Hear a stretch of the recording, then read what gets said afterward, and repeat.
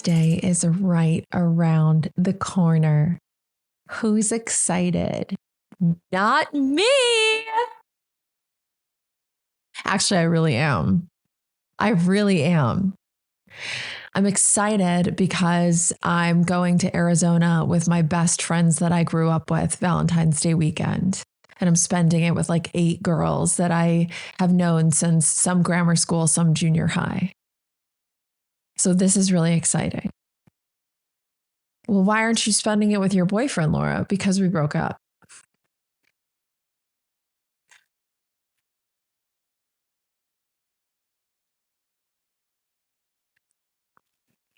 Cat's out of the bag. Man's out of the house. Not that he was in it. We never lived together. But very crazy. Yeah, we're together over 2 years. And he was the first person that I dated since my ex-husband. You know, I never had the hoe phase and I never will. I've really kind of gone off. I have no desire to date right now whatsoever. I did not. I'm kind of repulsed by it just right now. And he's like, oh, that's a phase. I don't know. I just feel so like I have so much love in my life. How can I feel lonely when I literally have 2 adorable, warm bodies that I birthed laying on either side of me every night? Like,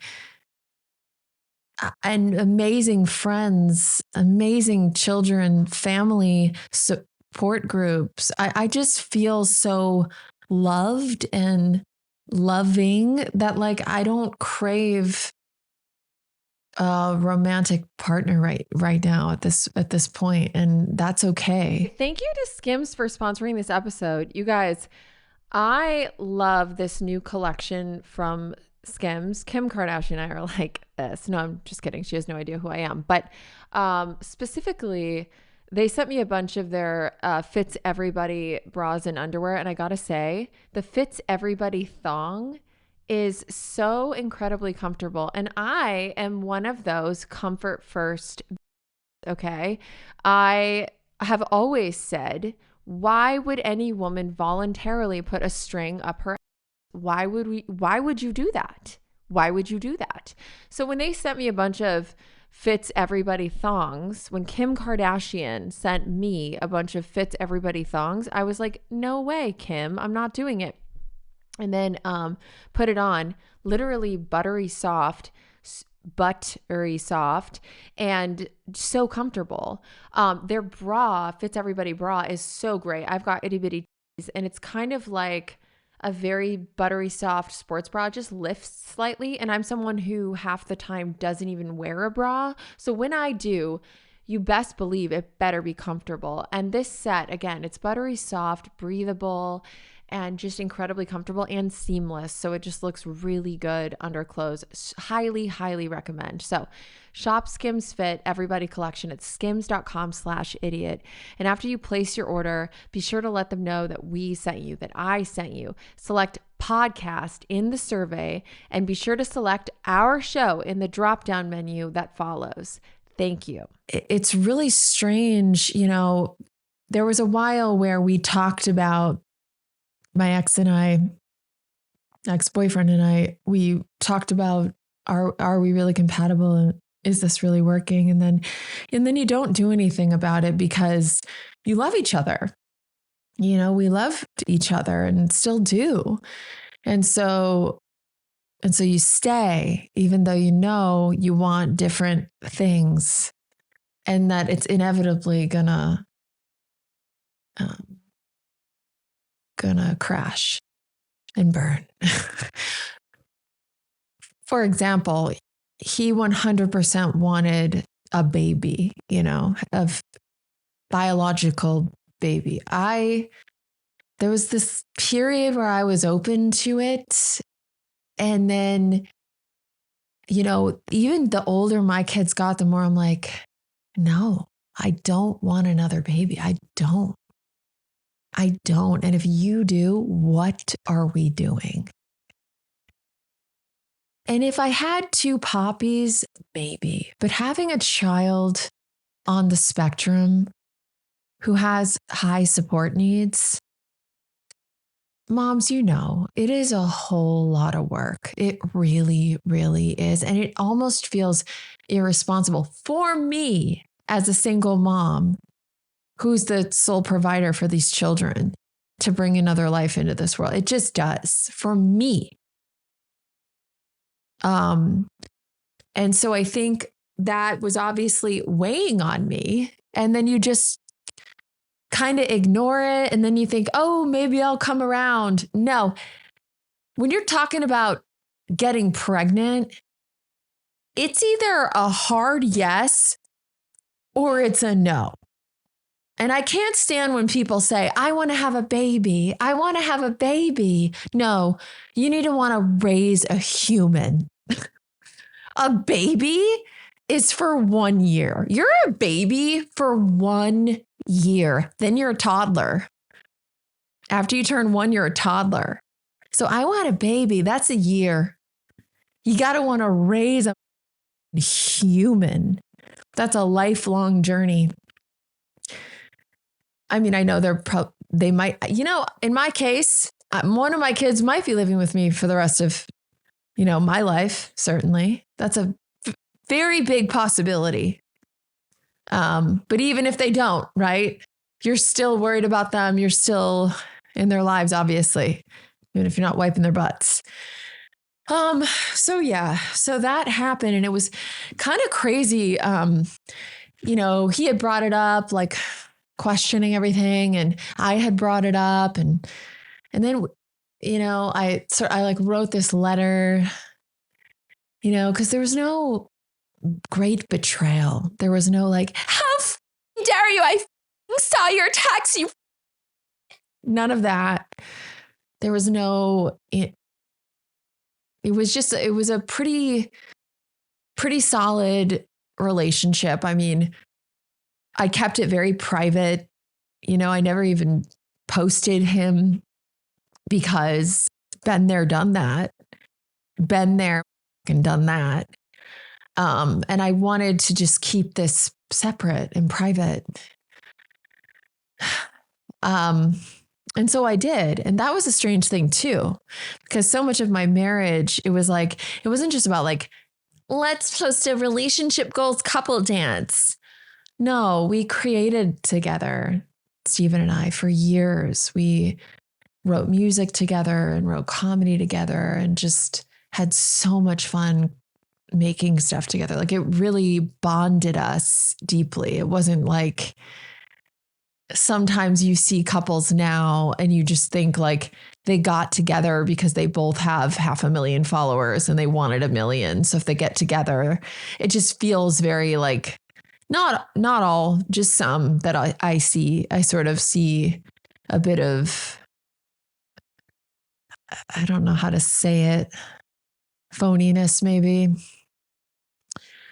But, even with my Stephen and I, it got to the point where it did feel a bit invasive and so much of our relationship was about work.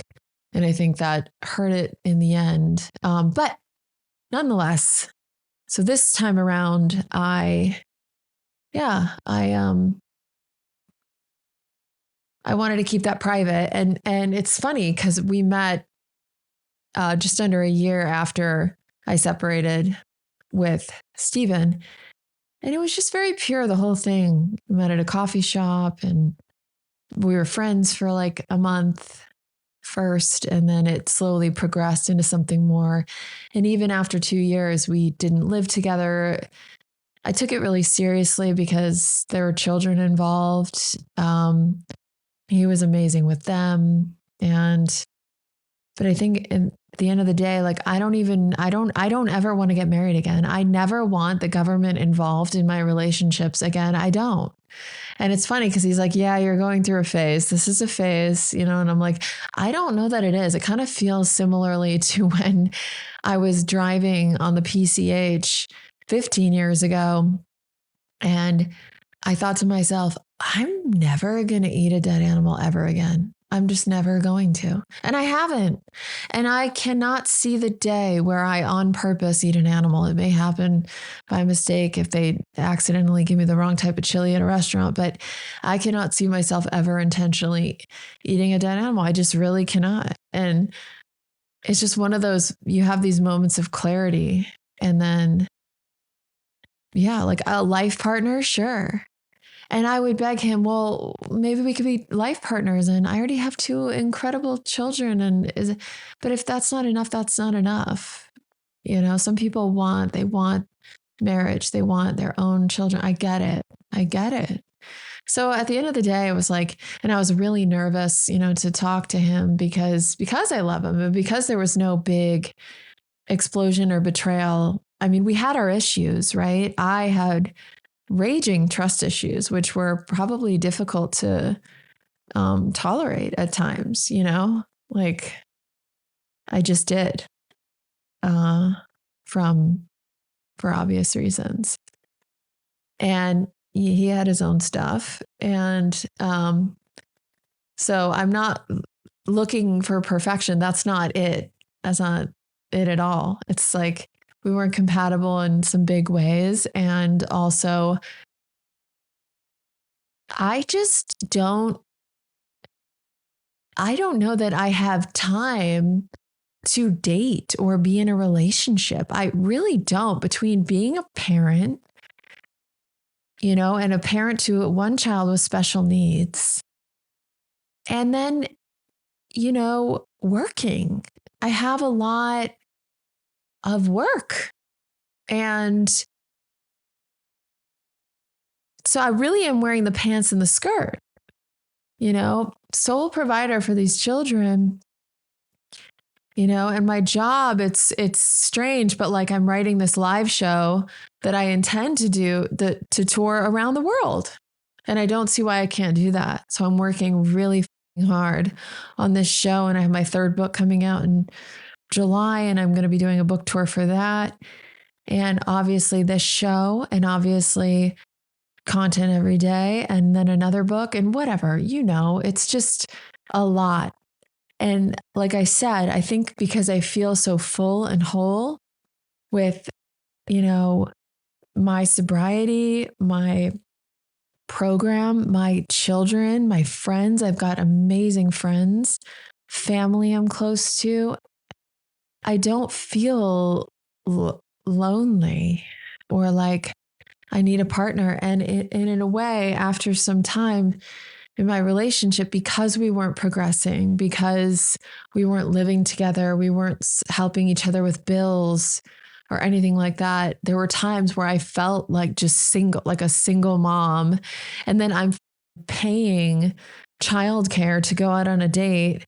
I just made a video about this, that feeling you get, single moms. Have you ever had this feeling where you pay childcare to go out on a date and then you realize you spent more on the childcare than he spent on you on dinner? And you're just like you're telling me I spent $150 on childcare to entertain this man and my vegetable curry was $15. Hell no. I'm sorry. There was a period where that didn't bother me because it was all so exciting. Like going out on a date was so exciting because I had been in a marriage for over 10 years and we stopped going on dates. That's another thing. If you're still married, don't stop going on dates. I think that was another mistake that we had made was we didn't ever go on dates. And it was hard with kids and everything, but we could have made it work. We could have had a childcare and da da da da da da da. So I hadn't been really out on a date in years.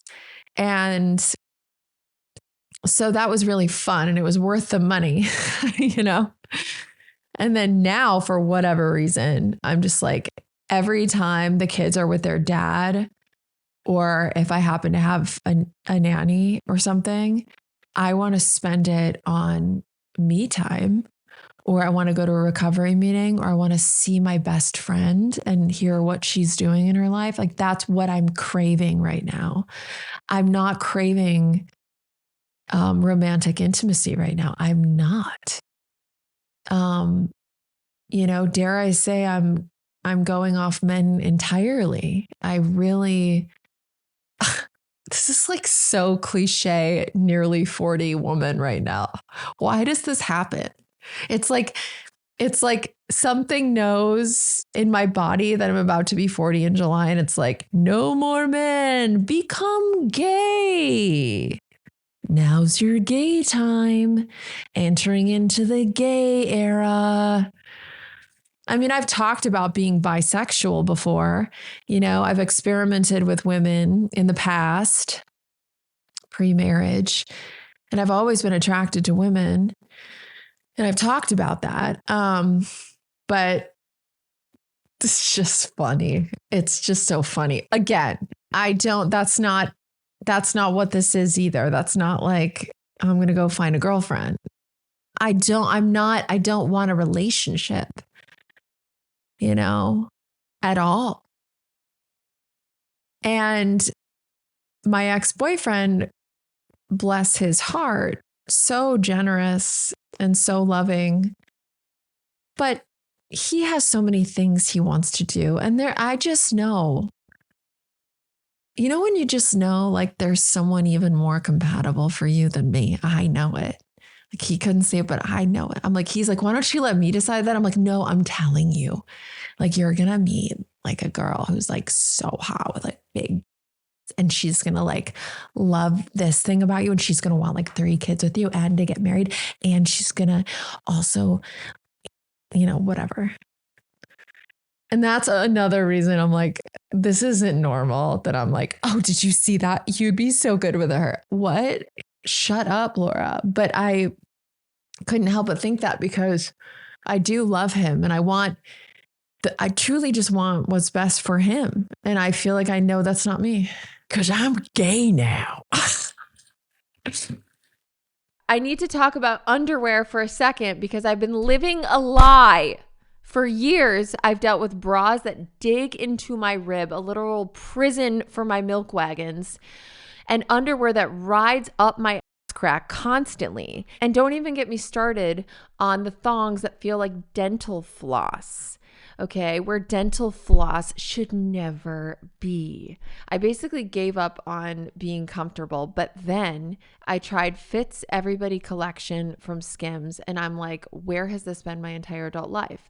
I got the high waist thong, which is so supported if you're a mummy, and the scoop bralette. And I'm not exaggerating when I say this fabric feels like butter. It molds to your body in this weird magical way where you legitimately forget you're wearing anything. I wore it all day and had zero adjusting, zero tugging, zero I need to get home and rip the shit off immediately moments. Just pure comfort. Shop the Skims Fit Everybody collection at skims.com/idiot.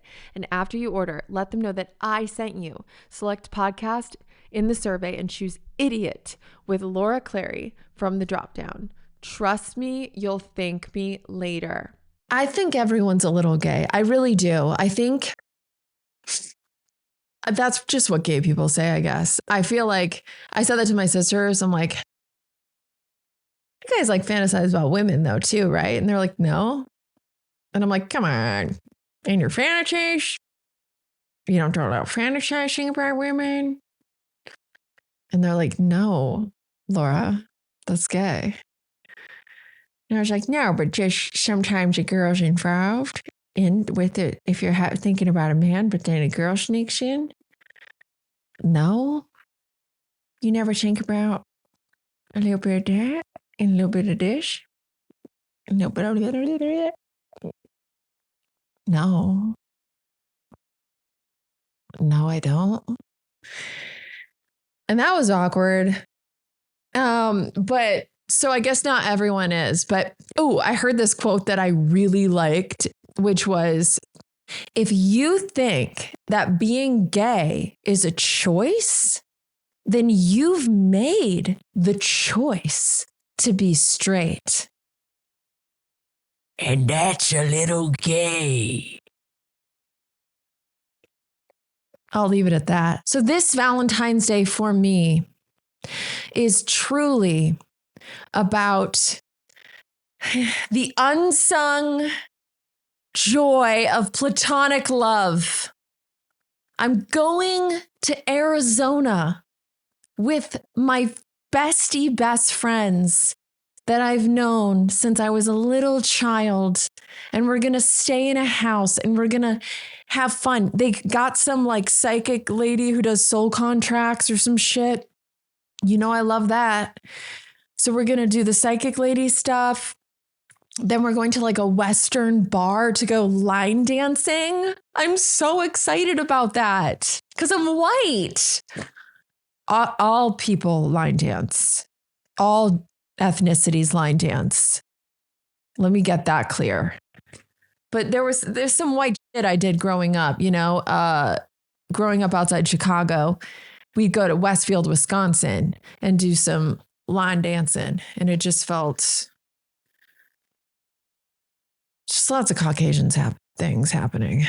But anyway, line dancing and square dancing, nice dinners, and just getting to connect with these women. You know, and that's what I'm doing for Valentine's Day. What are you doing for Valentine's Day? Do you celebrate it? Some people think it's just a bull holiday, you know, invented by Hallmark. So you'd buy their cards and chocolates and it's just a consumerist holiday, and others cherish it and love it. And it's their favorite one. Have you ever met someone who's like, what's your favorite holiday? Mine's Valentine's Day. That would be creepy if you met someone and you were like, what's your favorite holiday? And they were like, Valentine's Day. It always has been. Hey, that'd be weird. That'd be so weird. Now I need to know, any of you have a favorite holiday that happens to be Valentine's Day? Because if so, locked up. You should be locked up. That's weird. Not as weird as like Labor Day, if that was your favorite holiday.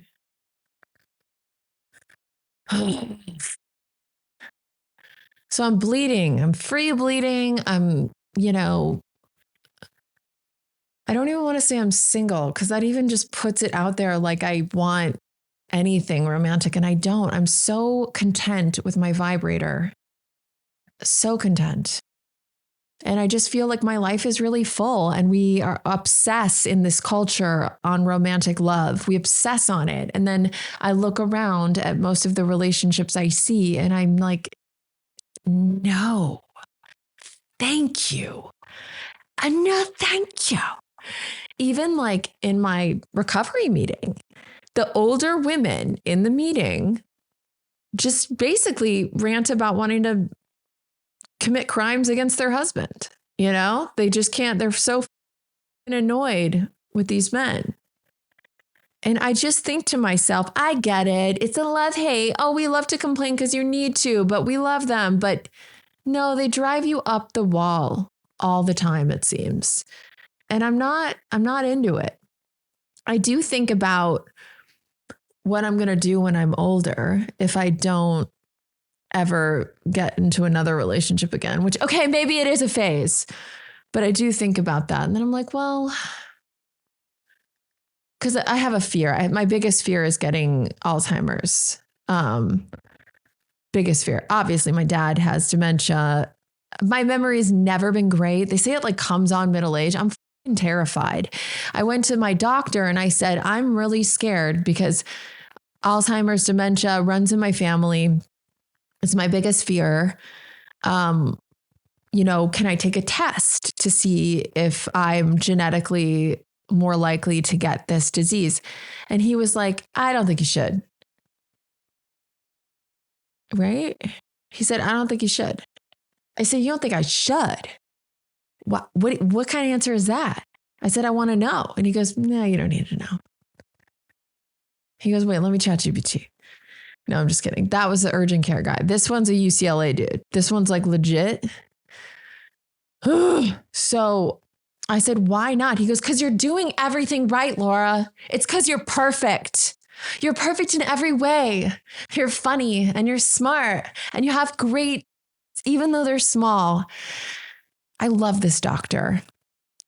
No, he didn't say that, but he did say that I was doing what he thinks is everything right. He was like, you don't drink, you don't smoke, you sleep a lot, you drink a lot of water, you eat healthy, you work out. So there's nothing else you can do. If you're going to get it, you're going to get it. And you knowing this now is just going to give you an unnecessary amount of anxiety. I don't know how I feel about that. I might go to a second doctor. And also, I'm not doing everything I can. Thank you. They say you got to strengthen your brain and there's brain exercises you can do. Like I saw this girl on TikTok and her whole page is dedicated to helping you not get dementia and Alzheimer's. And this is one of the exercises she tells you to do. You do this little thing with your fingers. And let me tell you, I've been doing this all day and all night because I'm so terrified about getting it. And then I'm like, oh my God, if I keep thinking about it, I'm going to manifest it into my life. So I got to stop thinking about it, but it's really hard not to think about. And well, I guess if I really had it, I would forget that I thought about it. But it's not there yet. So another thing apparently you can do to not get Alzheimer's or dementia is learn an instrument and learn a new language. So learning a new language, that's a no. That's not going to happen. Okay. I'm too old for that. But I will learn an instrument. So I'm going to learn piano. I'm going to learn piano and then read some books. You got to exercise that brain. That's what you got to do. You got to exercise that brain. And, it's hard because I lay down with my kids at the end of the night and I'm like, I should be reading a book. I need to be exercising my brain, but I'm too tired and I just want to go to bed. And then I'm like, well, getting a lot of sleep also stops you from getting it. So I'm just going to go to sleep. But anyway, that's what I'm going to do. Oh, and then speaking of doctors that are weird, anyone else had creepy doctors? Have you had a creepy doctor experience? Because I had this one doctor, I used to get reoccurring UTIs, which ever since I started taking D-Manos, which I'll link it below because it changed my life forever.